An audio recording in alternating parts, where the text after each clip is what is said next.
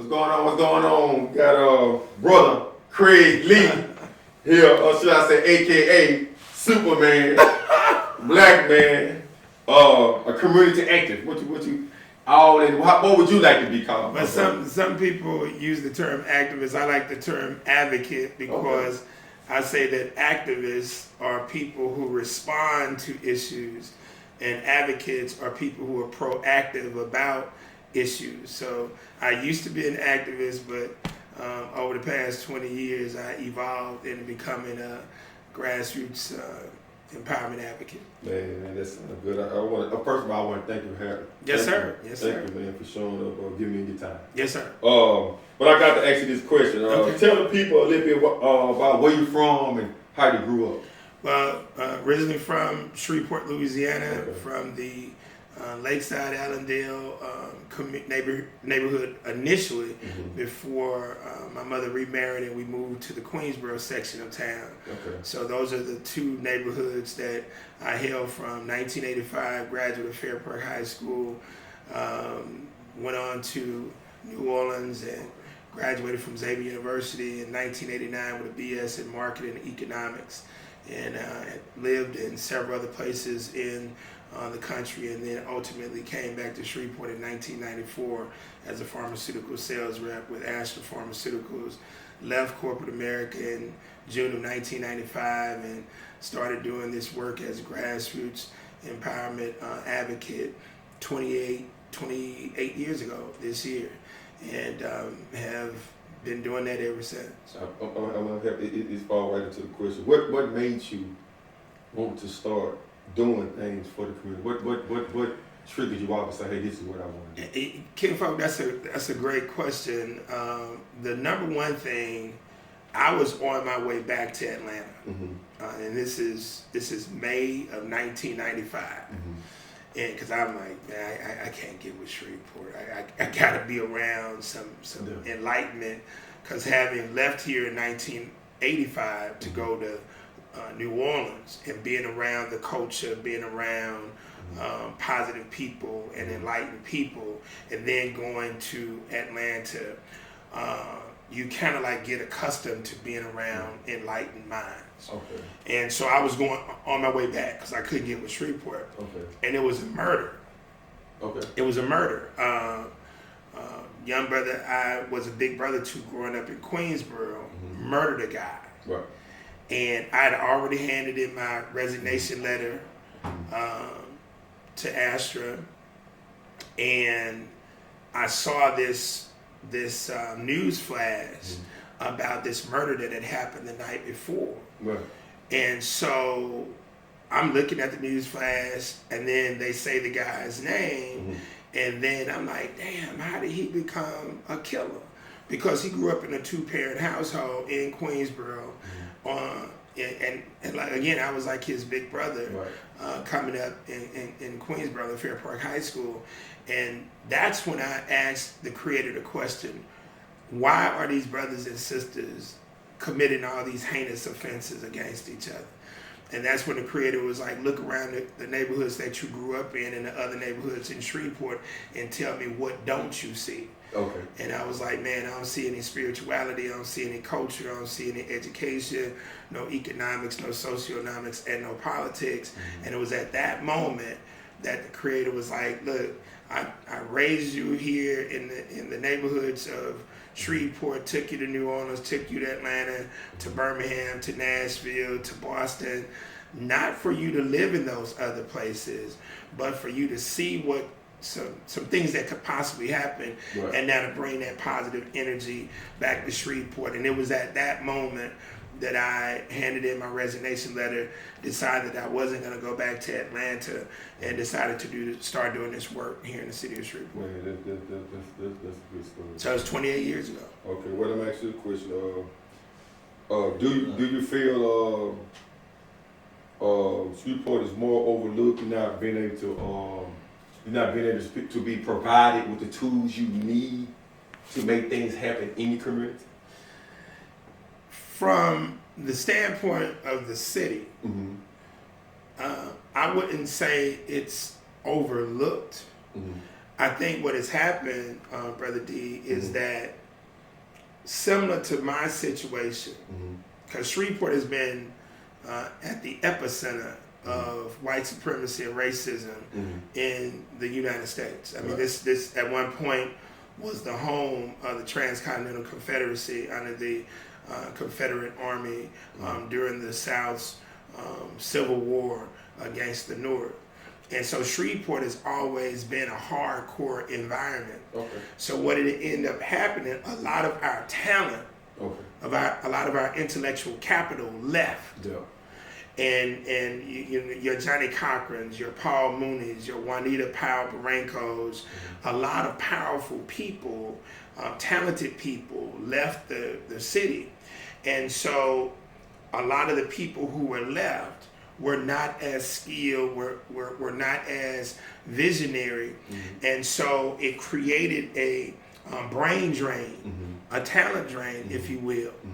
And that's what happened. And so a lot of the deficiencies that you see in the city of Shreveport is a byproduct of that.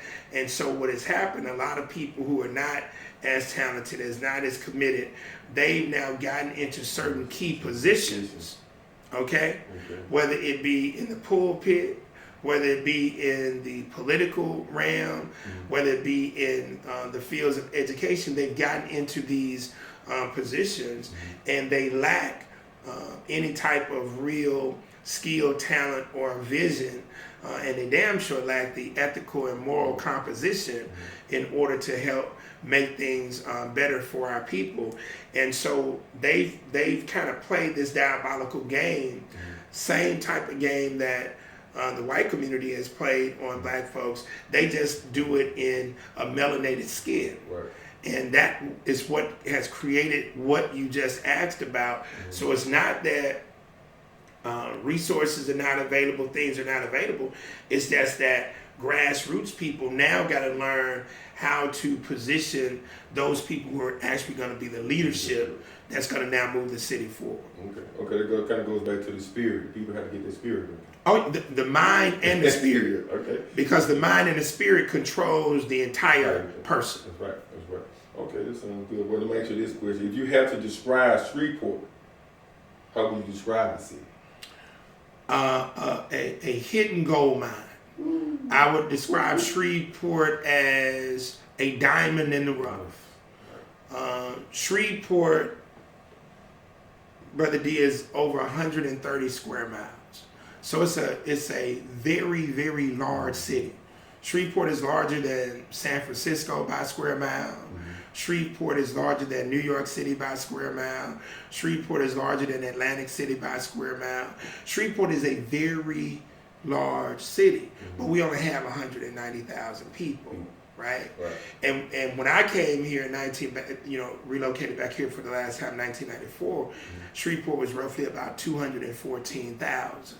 And so we've lost population just in the 29 years that I've been back here from Astra to now doing this work. So while a lot of people hate on the city and those people who are natives who don't know what to do, you hear these negatives, but when you see people coming here from out of town who can actually see, I mean, look, man, we got a phenomenal infrastructure in terms of roads, I-49, I-20 coming through.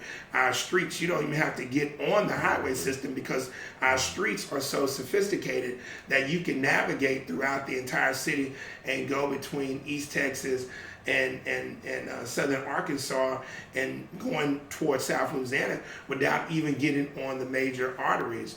We got a couple of lakes. We got a river. Shreveport is a hidden gold mine, and it's for the people who are now entrepreneurial minded to now step up and take it to the next level. I got to skip a question because this is going to fall off into what I want to ask you. I got to ask it. Yeah.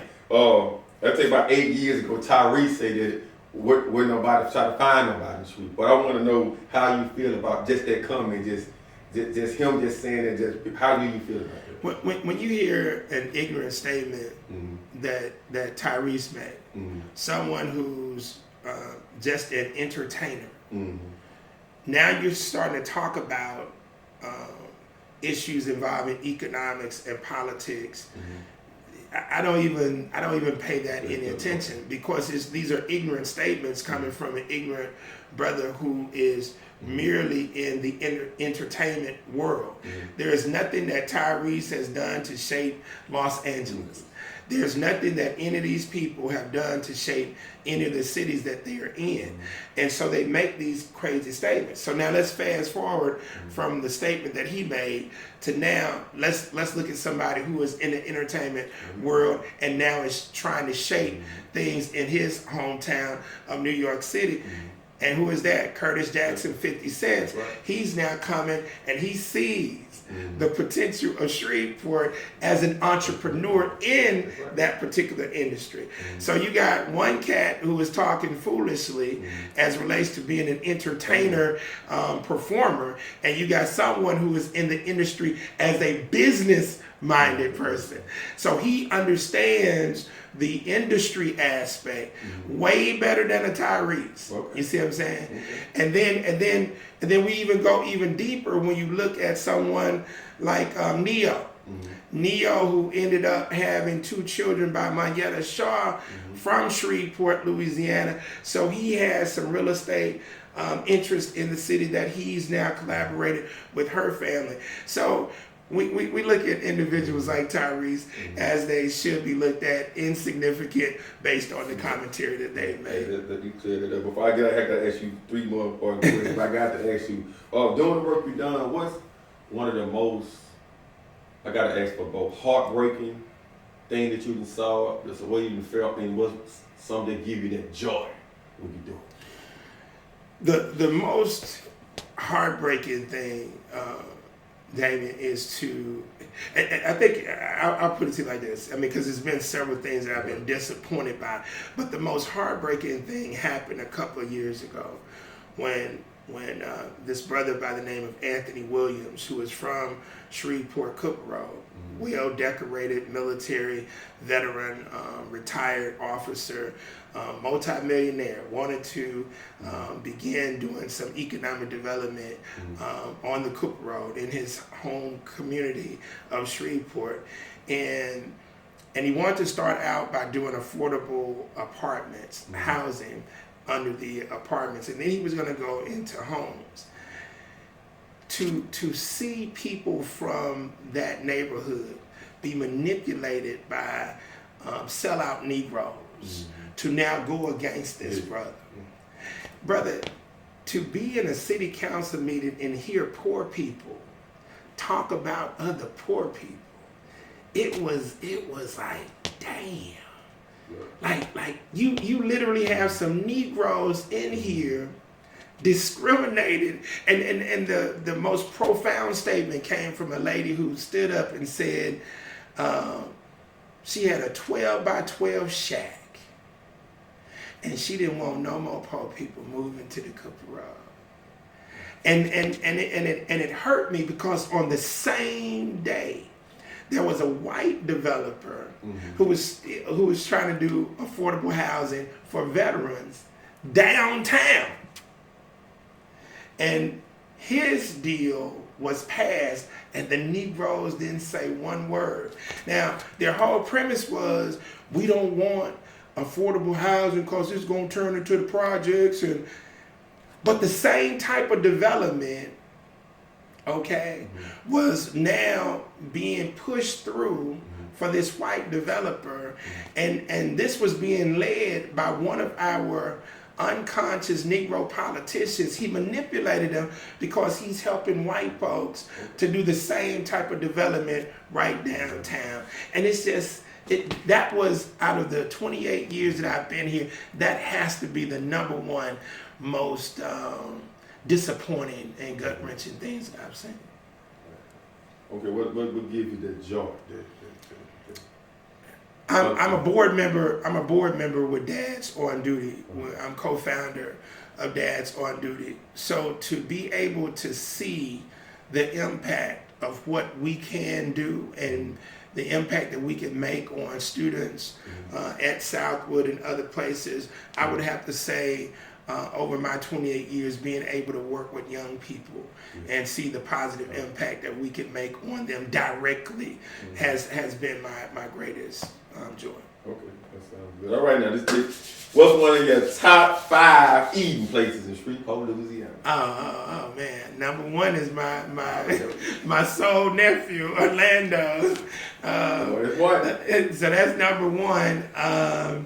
Number two, man, it's like that's a tough one. Cause I eat. I primarily eat. Gibbons is my second. Okay. I like another Broken Egg. That's a place here. My cousin's restaurant, Sports Cafe, which is 318 Infused. Okay. I love that particular spot. And my last spot, man, boy, you put me on the spot on this, man. You put me on the spot. Damn, what's that? What else?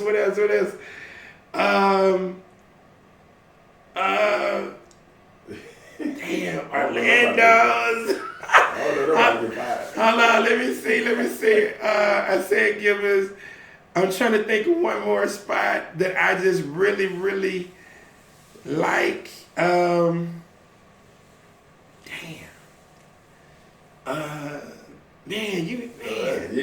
I got 4, man. That's good. I got 4. Okay, for the last question, before we get out of here, this gonna be one. Who do you want to give your flowers to? That does a good job in the community that you just see. Hey, look, I see this brother, he's striving. I see this young lady, she's striving. I see in the business. Who you want to give your flowers to right now? It would have to be my good partner and former councilman, Willie Bradford. Okay. Willie Bradford and I started working together back in 1995. That's when I left corporate America and started doing this work. And a lot of people don't know the sacrifices this brother has made. And you'll hear some hateration even on him, sell out and all this because he's worked in management with Willis Knight.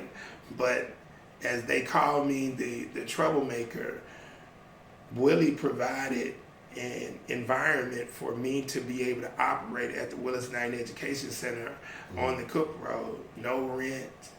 No, this is before cell phones became the big thing. So no long distance usage. I could always use the facility. No copy fees. And so I was able to start doing this work in a facility that was in the community, and I could always do professional presentations and whatnot. And we started doing Stop the Violence in 1995, rallies throughout the entire city. And from that point until now, he's since resigned his position from the city council, but he still operates in the background. And he's kind of like my elder consigliere advisor. And so if there's one person I would want to give those flowers and roses to, would actually have to be him, because he's been with me on all of the major issues that we battled over the past 28 years. Man, that sounds good. Look, I want to thank you for even giving me the blessing to be Man, here. please, you can't vote. We go get on up out of here. Craig Lee, y'all, Black Superman. Appreciate you, man. Yeah. Appreciate you.